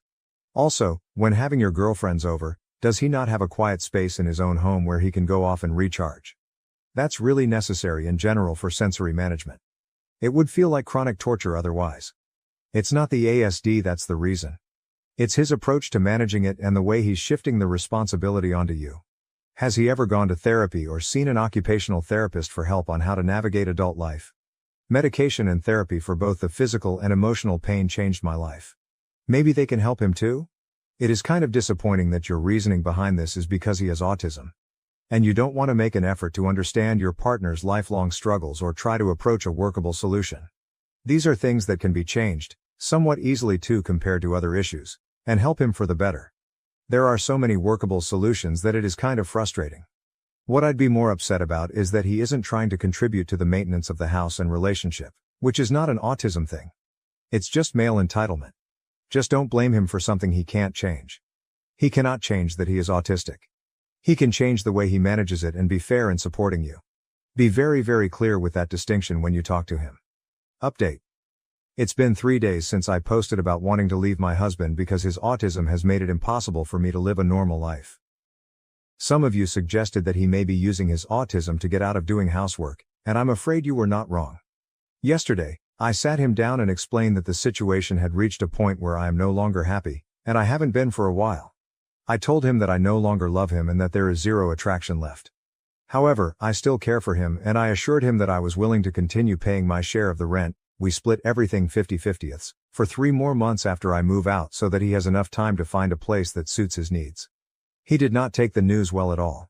First, he begged me to reconsider, but I stood firm in my decision. Then he accused me of being ableist for leaving him because of his autism. After the tactic didn't work, he admitted that he had simply become too comfortable with me doing everything around the house and that he was now willing to go to therapy with me. Despite his willingness to make changes, I told him that my decision was final. I have already accepted the job offer and will be contacting a divorce lawyer next week. I also informed him that, while I still won't have people over out of respect for him, he will have to start doing his own chores from now on. Just a side note to everyone who assumed that he financed me. University is free here, and you get paid to do your PhD. I teach classes and do field work, so I have been financially independent throughout our relationship. Anyway, that's all for now. I'm excited for the future and am looking forward to being able to have friends over again without any restrictions. Thank you all for your support and advice during this difficult time. Relevant comments. One commenter shared, "My girlfriend and I both have chronic conditions, and she is autistic. I can just manage a day's work, and she can just manage a bit of housework each day. We both put in every ounce of energy we have to make life as best we can as a couple, and her autism doesn't stop that." Another commenter replied, "Well done to you two. It sounds like you're both giving it your all." A different commenter expressed surprise at OP's generosity. "I'm honestly surprised you're going to pay for half of his rent for 3 months. You should get your stuff, leave and only contact him through a lawyer. He's no longer your responsibility." Someone else replied, "OP, you're a really, really good person. I really hated the nasty comments some people left. Everyone was on their high horses, but I'm sure no one would put up with the nonsense you did. You get one shot to be happy in life, and you would have been miserable if you didn't make this change. Could you imagine if you wanted kids? You'd either have them with this guy or be forced to forego it to care for your spouse forever. Never let anyone think you did anything other than the exact right thing here. You're going above and beyond for him. Good luck, you deserve happiness." Another commenter encouraged OP, "Good on you for leaving and standing firm in your decision. You deserve to be happy and nothing less. You deserve to be valued and appreciated. I think your husband will see his fault in all of this, hiding behind his autism, and will be forced to stop doing it because you won't be around to take care of him. He's not your problem anymore." Finally, one commenter shared their personal experience. "I was diagnosed with Asperger's as a teenager. These days my condition is called high-functioning autism, and I do the most housework in my family during the week. He is not physically disabled, he's just using autism as an excuse, which is a shame. Good for you for realizing and getting out. I hope you can soon find someone who values you and isn't just taking advantage. All the best." Highlight comments. Comment 1, "I have had ADHD my entire life and was diagnosed at a very young age, before I was 5 years old, although back then they called it ADD. I ride longboards, but noises from people in traffic bother me, so I wear noise-canceling earbuds. I literally cannot balance on a longboard or skateboard unless I block out a lot of surrounding noise. I get vertigo and lose my balance even when I'm just standing if there are certain noises bothering me. I discovered that ADHD places me somewhere on the autism spectrum as well. While I have always had issues with noises, I do not make other people change their lives to revolve around me and my disorders. There are plenty of options available, such as noise-canceling headphones, earbuds, and earplugs, which this man could have used. He simply did not want to take these measures. My ex did the same kind of thing to me as well. In fact, my ex went as far as to fake his problems. I also have bipolar disorder, and my ex started lying to our doctor and pretending he had it too, using it as an excuse to abuse me at home. Every time he yelled at me, had a mood swing, or pushed me, he claimed it was because he was bipolar. The truth is, he is not bipolar. I am the one with bipolar disorder. I know this might sound harsh, but he might not even have autism in the first place. My ex read books on bipolar disorder to fake it better, and this man might have studied autism and blamed every bad habit on it. People do that, you know? My ex was getting medication for bipolar disorder but was stashing it without taking it. I found months and months of medication packages he was not using, despite getting them filled at the pharmacy to make it look like he was taking his meds. I have his container of meds and a package, and I've already shown it to a lawyer to prove that he lies about having mental health issues. Comment 2, "I have ADHD and autism has been suspected but not yet diagnosed. Life can definitely be tough for me sometimes. I struggle with loud and dissonant noises, surprises, and unexpected changes. I get overwhelmed easily, tend to shut down, and experience major anxiety. I understand that it can make functioning difficult at times, and sometimes I need my significant other to be patient with me. However, it is still not an excuse to never do anything and hold your spouse's life hostage. In this case, the individual was definitely using excuses and taking advantage of the situation. Am I the A for defensively responding, 'I'm sorry I was born this way,' when my natural afro was accused of cultural appropriation by friends? I am a 19-year-old female. I am also a Caucasian person, which I think is relevant. I have a natural afro, similar to a Jufro or something like that. I am not exaggerating when I refer to it as an afro. It is a big round puffball of curls from my head. I have a friend group, and almost all of us knew each other in high school. I am not sure exactly how relevant this detail is, but almost everyone in the group is a person of color. We get together every once in a while, And the last time we met up, the topic of cultural appropriation came up. Topics like this are not unusual for us, as we sometimes talk about political or societal issues. We all have the same left-wing beliefs, so it is easy for us to talk about these things. In the discussion about cultural appropriation, afros specifically came up. I did not think much of it for a while, as it makes sense to me that someone mimicking the hairstyle of people of color would be offensive. I did not really contribute to the conversation except for nodding along, as I agree with what they say but cannot really add to it since I am white. At some point in the conversation, I started to feel like people were looking at me. Not like conversational looks but more like looking me up and down before glancing away and repeating. I brushed this off, as I have had issues with social anxiety since I was little, so most of the time when I feel insecure, I figure it is just my anxiety bursting through my medication to bite me in the butt.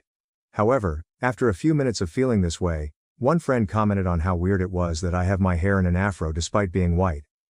All of my friends are well aware that my hair is completely natural, and I do not do anything to get it this way, so I was taken aback. A few other people chimed in, saying things like I should straighten it, and that I was adding to racial tension and making people see me and think it is okay to appropriate afros. I snapped and said, "I am sorry I was born this way." I was using a loud tone, which I am not proud of, as I am very averse to anything that resembles yelling. I would not say I yelled, but I was speaking noticeably louder than the volume we had maintained. Some of my friends looked disappointed, while others looked kind of disgusted, and they all just left after that.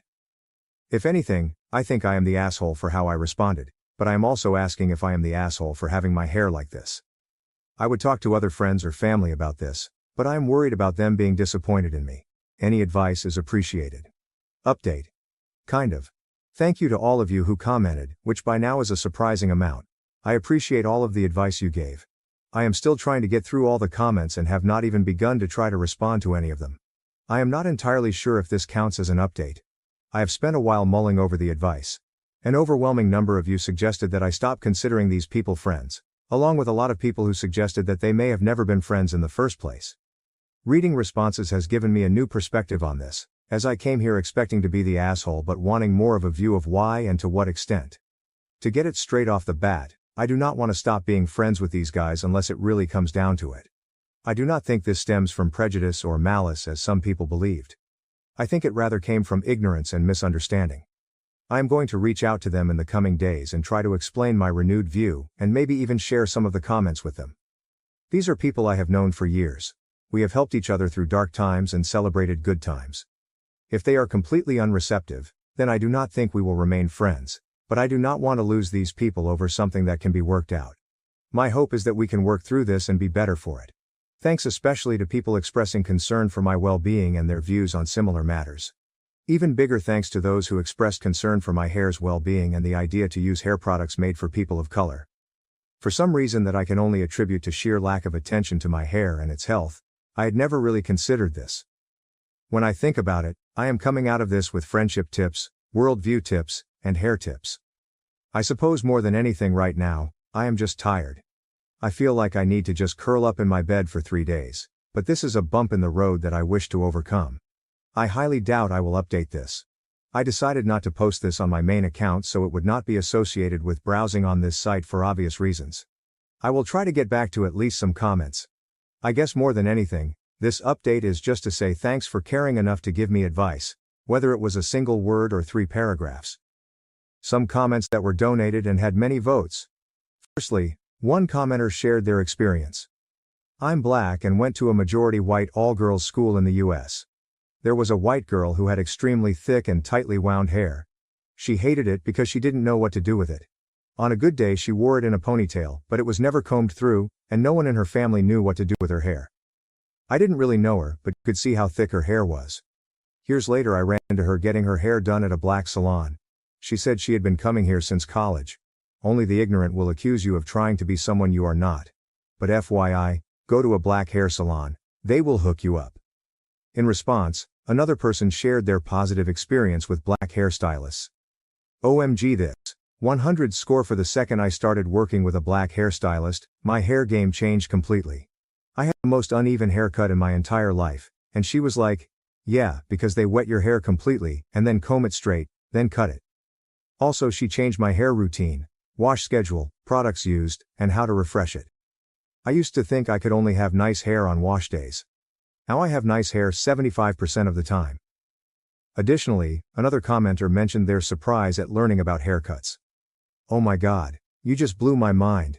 I'm a white male but I wear my hair long and it's naturally very curly. Oh, I had been wondering why my haircuts always left me disappointed. I didn't even realize that the stylist wetting my hair before, combing it straight, and cutting it was adding to the problem.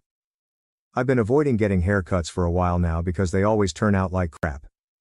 I'm definitely going to see if I can find a black stylist in my area to do my next haircut. Moreover, someone else shared their experience with curly hair. Same. It is absolutely wild how many white people have absolutely no clue how to style curly hair. I say this as a white person with curly wavy hair. Afro type C curls are rare unless you're Jewish, but wavy curly hair in general is pretty common. Yet it's so insanely rare to meet anyone who knows curly hair. I used to think my hair was just always fluffy and bushy like Hermione, and I just had to straighten it. Nope. I just have wavy curly hair, and no one in my family had any clue how to teach me to style it properly, despite a quarter of them also having curly or wavy hair. Furthermore, another commenter offered practical advice. My friend and her guy came over to visit. He was growing his hair out. It was a frizzy mess. I said, I have an oil-free moisturizer that will make your hair look wet when it's dry. He looked at her for approval and she said, of course. I put it on his hair and told him to only wash it once a week. His hair looked spectacular with just a small amount. The product was Carefree Curl Gold. Must be put on dry hair for the best results. When I bought some at Sally's, the woman behind me checking out said that was the same product her hairstylist sold her for $20. It was $5. Anyone with thick curly hair needs to check out Ethnic Hair Care products. You will be pleasantly surprised. In addition, another commenter shared their concern about haircuts. This is actually so important because I need a haircut and I didn't know that they could potentially damage my newly grown curls. I got a buzz cut like 3 years ago to help with my trichotillomania, and it's since grown in with perfect curling iron type curls. It's actually kinda insane how my hair curls as if styled just by air drying after a shower. I think I'd be devastated if I went to get the back so trimmed, then left with half my curls literally done. I'd lose my mind. My hair is so important to me now. Next, someone firmly stated their opinion. Not the A. No one needs to change their natural self to please others. Another person found the situation bizarre. Yeah, this is bizarre. I can't imagine people genuinely telling someone that they need to straighten their hair to get rid of their natural hair texture to avoid cultural appropriation. It makes no sense and sounds like what people think liberals argue about, LMAO. Furthermore, another commenter explained, nah. I've known people like this. Some people are just dumb. It's an affectation of being of the age where you think you know everything because you haven't grown up enough to learn you don't know much, because the world is shades of gray. This isn't bashing any generation. It's a product of age and affects all generations. I roll my eyes at some of the things I adamantly crusaded about in my late teens and early 20s. In our first steps out alone in the world of new adulthood, we boil everything down to simple black and white to find our place in it. As we do, we start to see the layers and shades of gray. And believe me, when I was that age, nothing infuriated me more than someone older explaining this very thing. So I get that too. Someone else pointed out, having tightly coiled hair is not exclusive to black people. It's absolutely not cultural appropriation to wear your natural hair texture. Advocating that someone straightens their hair to reduce racial tension is exactly what the natural hair movement was advocating against. You are not the A. Another person found the friend's logic confusing.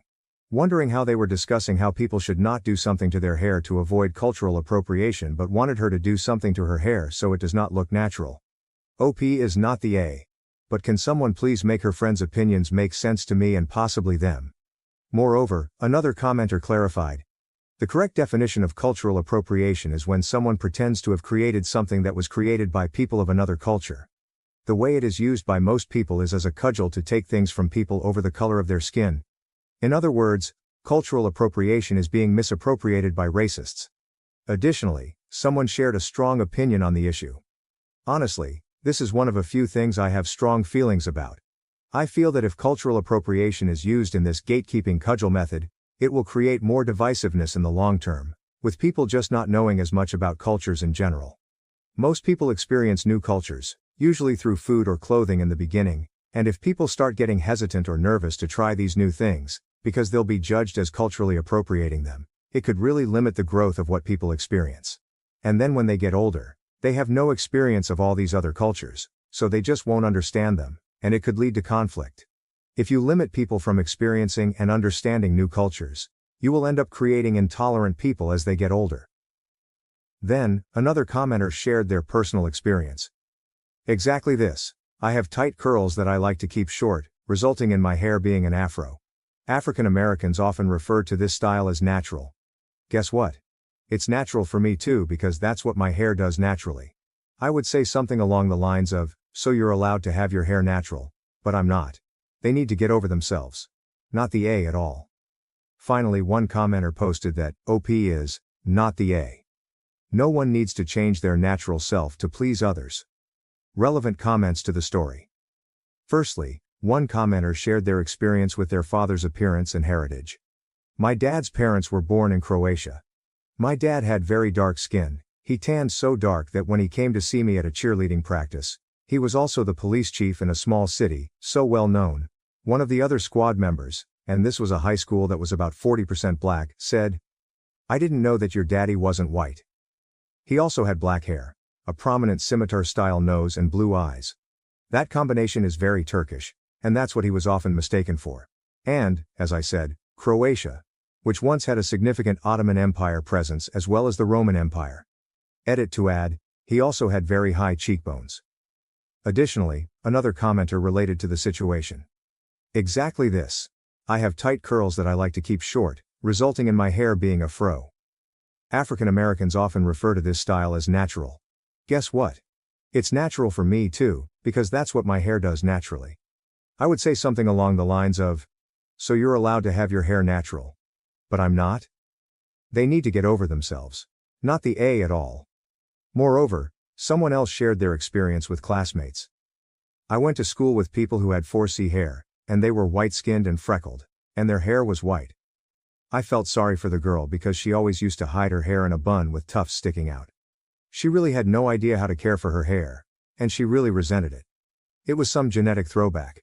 She would get asked all the time if she was albino, i.e. black, but she wasn't. Replying to the third comment, another person said, yeah, that girl is me.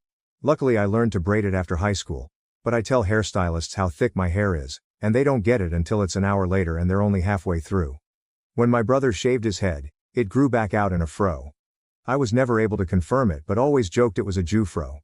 During the summer, I have to double French braid it, or it's a nightmare because of how frizzy it gets. It makes me angry hearing people of color being expelled from school or asked to change their hairstyles at work when they wear it naturally. OP needs new friends. They are idiots. Another commenter shared their experience with a black stylist. My hair was ugly my whole life until I went to a black stylist. I'm whiter than radioactive mayonnaise, but my hair is very much not white people hair as my mom told me constantly growing up. My stylist is fantastic, also incredibly inclusive, and I never feel out of place there, and gave me the most fantastic cut I would have never ever chosen for myself. I would have thought it would look so bad on me, but they asked me if I was willing, and I said yes out of sheer frustration with what I'd been dealing with my whole life. I look so good now. My confidence is off the charts. Finally, another person shared their positive experience with a black hairstylist. I'm a pale, pasty white girl. I always had straight, maybe wavy hair most of my life. But my hair has become curly as I get older.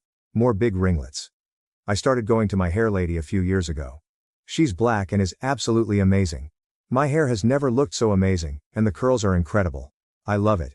She is most definitely the reason my hair is in the good condition it is, and the curls are the way they are. Am I the A for upsetting my coworker? By calling her work sister after she called me work husband during an office happy hour in front of everyone. June 27, 2024. I, 34 years old, work in a small office with about 30 people. Mary, 35 years old, is one of my coworkers. We have been working together for 6 years now. Our department has 6 people, and we frequently travel across the state for government projects.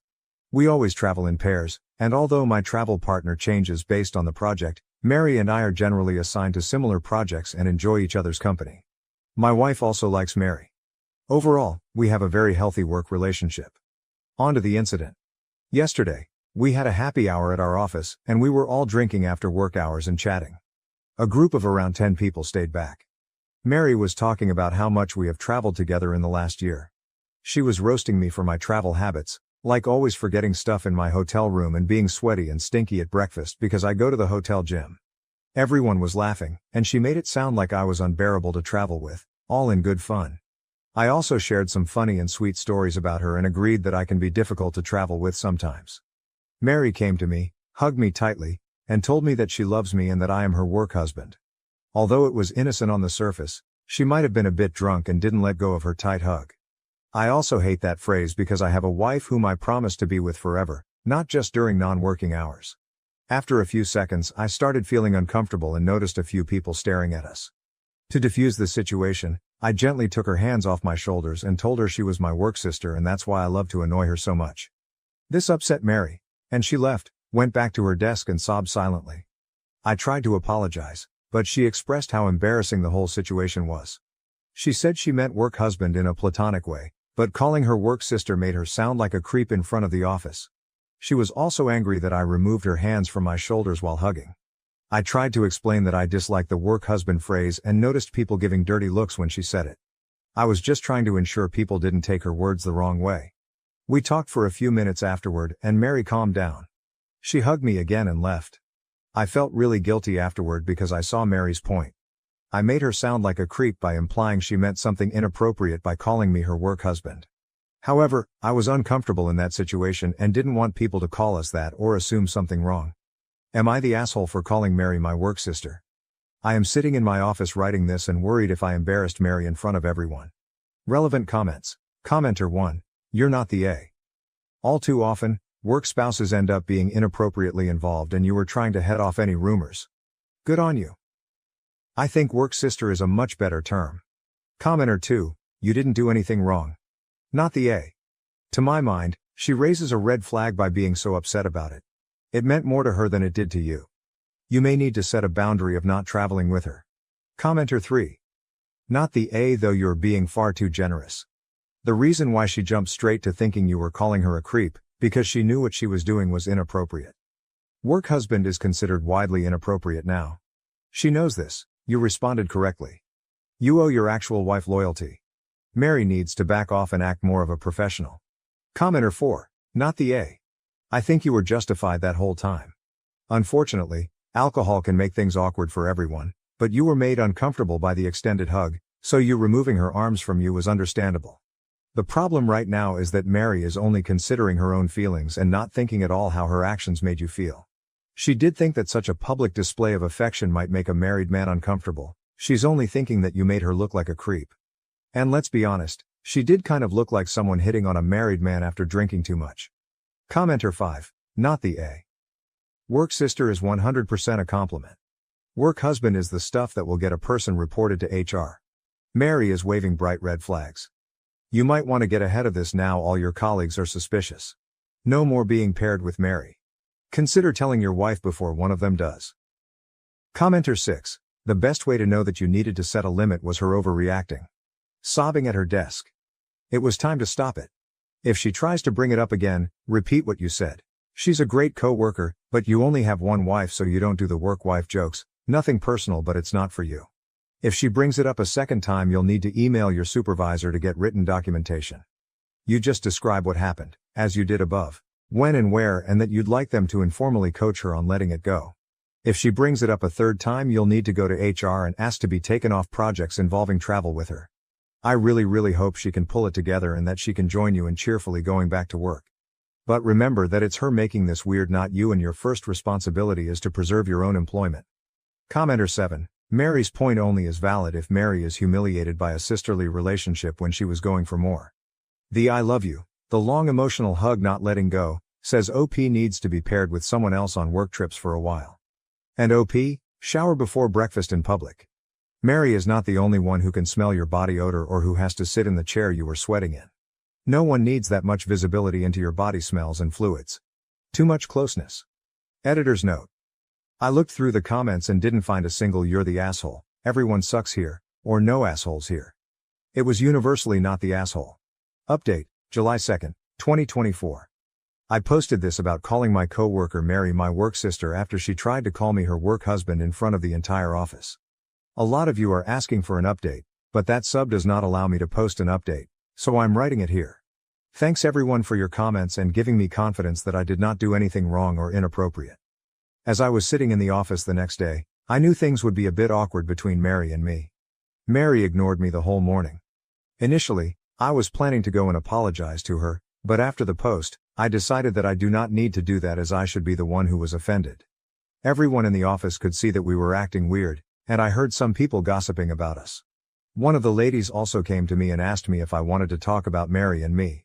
Around 3 p.m. in the afternoon, I was sitting in my office working. Mary came into my office and closed the door behind her. She was angry at me and started saying that I need to stop being an asshole and stop ignoring her. I told her to sit and to talk about what is going on. She told me that she feels humiliated, and everyone has been staring at her the whole morning because of what I did. I also stood my ground and told her that I was okay with her making fun of me, but calling me her work husband and hugging me in front of everyone for a long time made the situation awkward. She told me to get over myself and that I should know exactly what she meant. Mary said that I made a big deal of what was supposed to be a joke and made it awkward for everyone. She said calling someone work husband is a normal thing and just means that she knows me intimately like a spouse would. She said that because we spend so much time traveling together, she knows all the intimate details of how I behave outside work. I stopped her and told her that I felt offended by the term work husband, because I have a wife and I do not want people to use that term to describe our relationship. I told her that she would not understand as she is single, but as a married man, I really do not want anyone to describe me as a husband in any capacity. She said that I am again misinterpreting what she was saying. She felt that as we have known each other more times than I have been married, she knows me more intimately than even my wife. I have no idea why she feels that way, and I also behave like her husband when we travel together. She went on about how we go out to dinners together after work, how I always insist on having breakfast together in the morning, to plan our actions of the day, and I walk around in my underwear, referring to my gym shorts, around her in the mornings. She also talked about how we spend hours talking to each other during road trips and how I am the only man she can trust with any secret in her life. She said that I am the definition of a work husband, and I am just in denial. I was a bit angry at this point. I told her that I do all that because I consider her my friend and she is delusional if she feels she knows me more intimately than my wife. I told her I do not want to hear that term again and it is extremely disrespectful to my marriage. Only one woman gets to call me her husband and that is my wife. Moreover, if my actions are giving her such ideas, maybe we need to stop being friends. She became apologetic afterwards and told me that she did not mean to disrespect my wife, and it was not her intention. She apologized to me and told me to just let it go. She said that she loves traveling with me and she doesn't want anything to change between us. She again said that I am misinterpreting her statement and just wants to move on. She came to hug me again, but I just told her it was okay and stepped back. I also talked to my wife about the incident that night. As expected, my wife was angry at Mary and told me that she hates the term work husband. She asked me if Mary has ever flirted with me during our trips or has a crush on me. I truthfully told her that I really have not felt that way and she may have just said that because she was a bit drunk and is now being stubborn about it.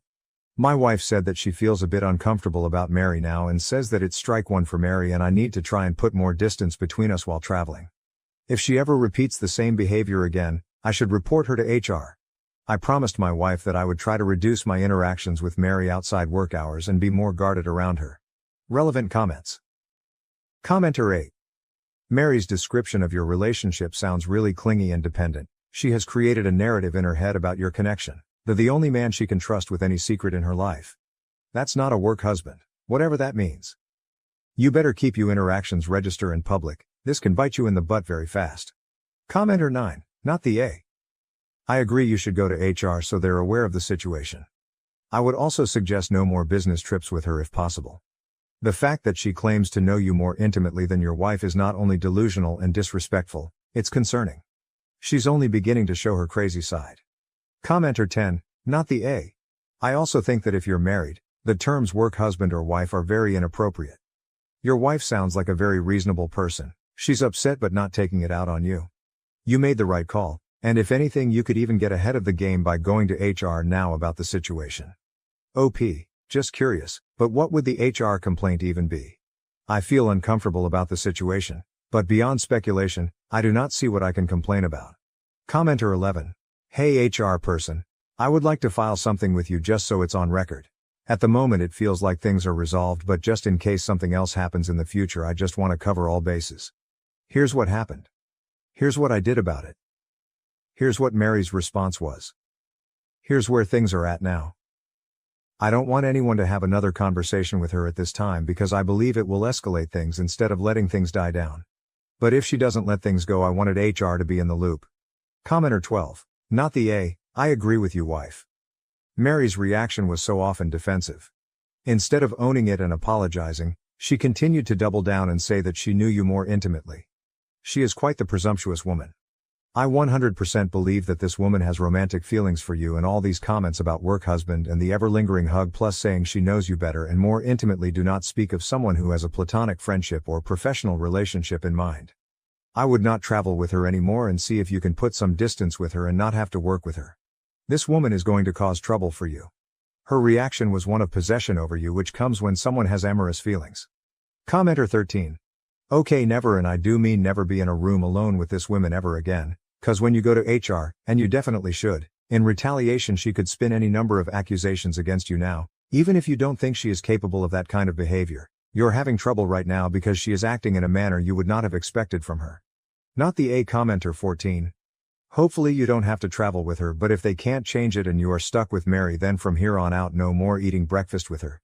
No more grading meals together. Spend that time FaceTiming your wife, have a breakfast, lunch, dinner date over FaceTime. Let Mary eat alone. Or you take your meals in your room. No more walking around in your gym clothes around Mary. She has already twisted it by saying it was your underwear. If you need to speak to her about anything that has to do with work, simply text her. There's no need to have breakfast with her to talk it over since she already got the wrong impression of you. Keep it through text, no phone calls, just text her. You have your meals separate and have your rooms on the opposite side if need be. Don't ask her to hang out during downtime while traveling. Let her do her and you keep to yourself. Hopefully your work will gladly change you both. Update, edited in post, 8 hours later. Thanks everyone for the comments and explaining the urgency of the situation. I discussed it with my wife and have set up meetings with my manager and HR today. I plan to not file a complaint, but document what happened last week and why it made me uncomfortable. I do not have any upcoming travels this week due to holidays, but have to travel next Tuesday with her to a worksite. I will discuss with my manager what my options are. However, I feel a little distance between Mary and me for some time would be the right solution for now. Editor's note, OP has reported the situation to HR, but he is traveling today according to the above update with her and there could be further issues, so I am marking this as ongoing.